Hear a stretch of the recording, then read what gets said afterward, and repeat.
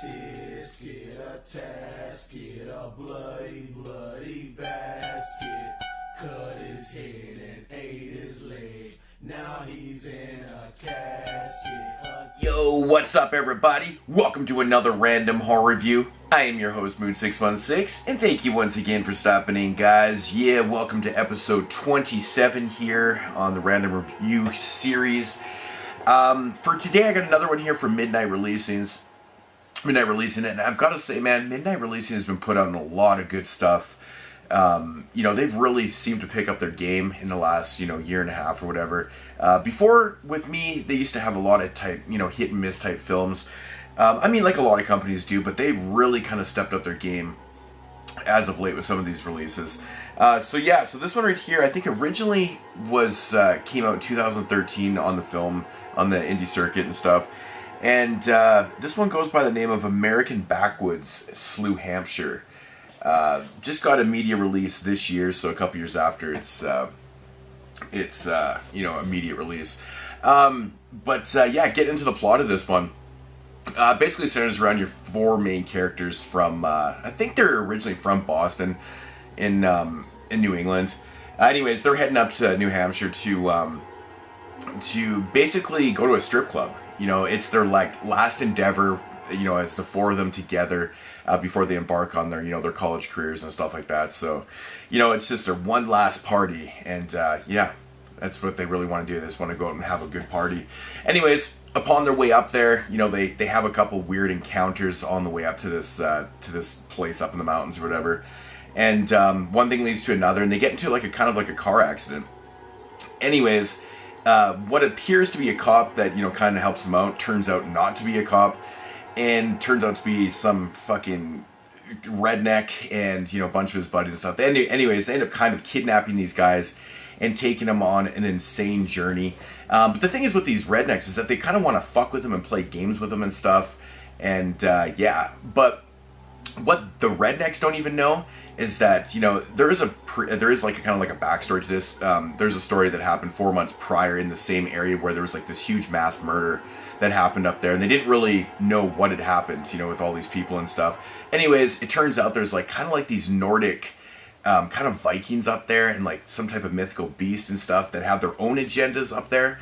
And so basically these three groups kind of they basically kind of just butt heads, and a whole pile of crazy shit ensues in this film. And I'll leave the storyline right there. Now, my thoughts on this one. Oh, wow. Holy shit, I haven't seen a movie like this in a long time. This one is really insane. Really fucking insane. The general premise of the film is quite easy. Four friends just going to have a party. They get fucked up with some rednecks, but then you throw in these Nordic Vikings and beasts and stuff, and it just becomes craziness. Absolutely crazy. This film is structured nothing like your average film. There's a lot of camera type techniques in this and stuff. Really fast editing, really odd storytelling. Things kind of jump around from place to place and stuff. You really got to pay attention to this one. The runtime on this film is actually quite long. It's like 105 minutes or whatever. So they do spend a lot of time on certain things in the film, and in my opinion, they spend too little time on certain other elements of the film too, which is kind of frustrating a little bit. It kind of leaves you going, well, why would they spend so much time on this and so little on this? But overall, it's just an insane ride. The tone of this film is quite unique in itself too, because basically the film kind of starts out as like a buddy comedy type film, but it switches tones so quick. Right away, you're getting kind of these funny one-liners and these kind of weird funny things that are happening. And then they have this car accident and everything kind of changes. But then even throughout the film, it still does switch tones quite fast. It'll have comedic elements that are, kind of subtle. Some are over the top. And then just straight up horror and serious.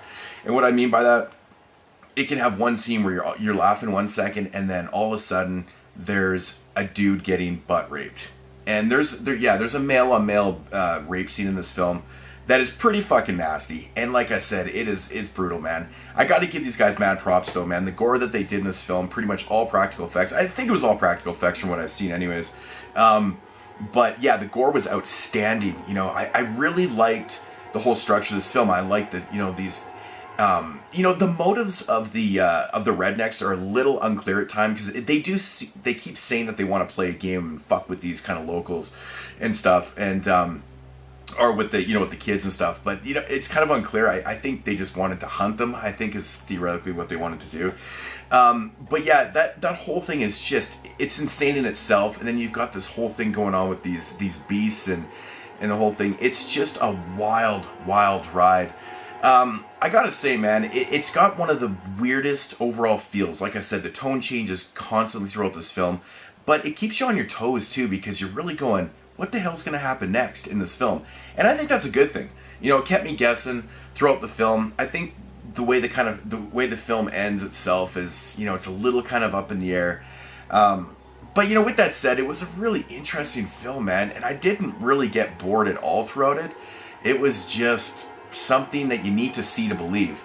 I have a feeling this one right here is not going to be for everybody, but I think people that really kind of like films that aren't spoon-fed to you, and, you know, things that are a little different, you know, with good gore and really wild out there characters and shit. Like, this one's got fucking characters all over the place. I mean, basically kind of the main character in this film, I mean, they spent a lot of time with the black guy in this film, and his name is Bro. I actually thought that was really funny that his name was Bro. I don't know if they did that purposely or whatever, but yeah, the director, Flood Reed, actually has a part in the film. He's pretty cool in the film too. But I got to give it up to him, man. This is a very daring type film. It explores and goes into places where, you know, it's kind of experimental a little bit. You know, a lot of, like, you know, I'm not 100% sold on some of the techniques that they used. Like, you know, it almost seemed like flashback scenes or like almost like dream sequences. You know what I mean, with those camera type, you know, shifts and stuff. I'm not 100% sure if I really enjoyed a lot of that. I know some of the editing in the film was just crazy, man. It was so quick and fast paced at times where I was like, holy shit, man, I'm gonna have a seizure here. But you know, it's not necessarily a bad thing. It was just kind of, it really does keep you on your toes. But yeah, overall, really cool. I gotta say, I wasn't like the biggest fan of the music in the film. You know, I've stated over and over again, I feel that, you know, a little more, you know, haunting scores and, you know, those type of, like, you know, Italian scores and shit like that work a lot better than throwing in, like, you know, heavy metal and stuff. I've never really been a big fan of those type of scores, even though I love heavy metal music.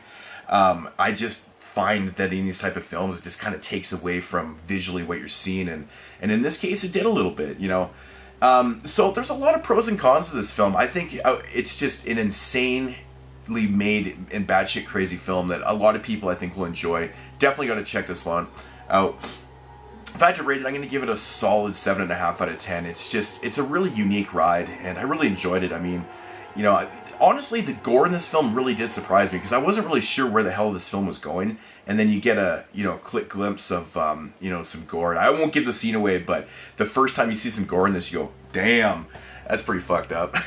But yeah, I give it up to Flood Reed, man. He did a pretty good job with this one, and yeah, definitely give it a shot.